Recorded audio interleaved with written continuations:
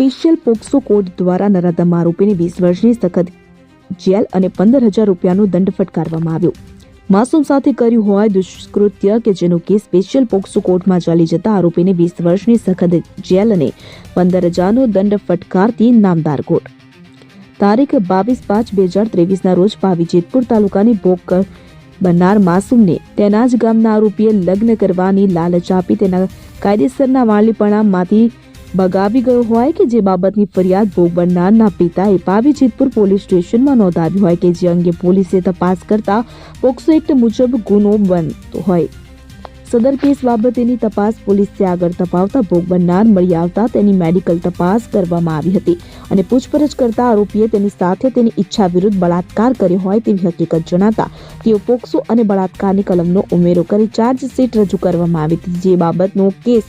નામદાર special POCSO કોર્ટમાં ચાલી જતા ન્યાયાધીશ દ્વારા આરોપીને 20 વર્ષની સખત જેલ અને 15,000 રૂપિયાનો દંડ ફટકારવામાં આવ્યો છે।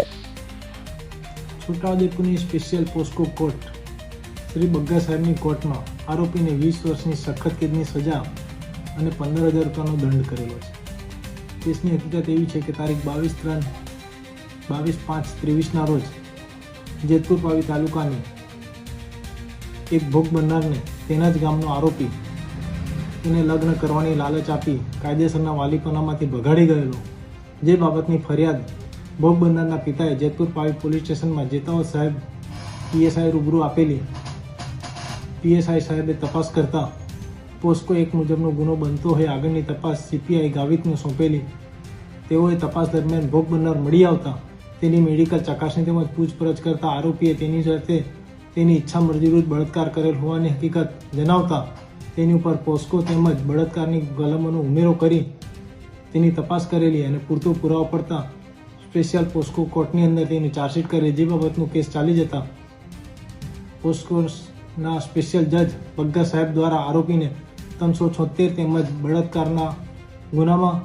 અને પોસ્કોની અંદર 20 વર્ષની સખત કેદની સજા અને 10,000 રૂપિયાનો દંડ તેમજ તેને કાયદેસરના વાલીપણામાંથી ભગાડી ગયેલ તે બાબતને 7 વર્ષ અને 5,000 રૂપિયાનો દંડ, આમ કુલ 15,000 રૂપિયા દંડની હુકમ કરેલ તેમજ વિક્ટીમ પોતાની જિંદગી પાછળની સારી રીતે જીવી શકે તે માટે વિક્ટીમ કમ્પન્સેશન એક્ટ હેઠળ 4 લાખ રૂપિયા ચૂકવવાનો હુકમ કરેલો છે। સરકારી વકીલ રાજેન્દ્રસિંહ પરમાર।